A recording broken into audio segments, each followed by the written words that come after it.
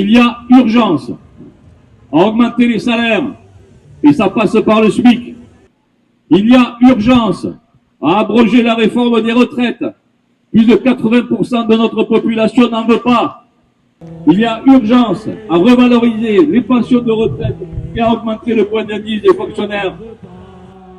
Il y a urgence à imposer l'égalité salariale entre les femmes et les hommes.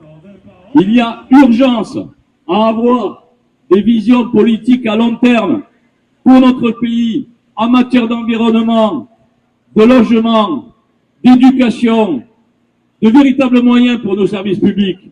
On est à un moment de notre société où les travailleurs pauvres se multiplient et où on demande toujours les efforts aux mêmes et où il faut accepter de travailler comme un crevard, de ne pas pouvoir avoir de projet de vie, de ne pas se soigner et de ne pas avoir des choses intéressantes et du temps avec ses enfants ou avec les gens qu'on aime. Et pendant que les très riches qui n'ont jamais été aussi riches se gavent et il ne faut pas les toucher, il ne faut pas les occuper.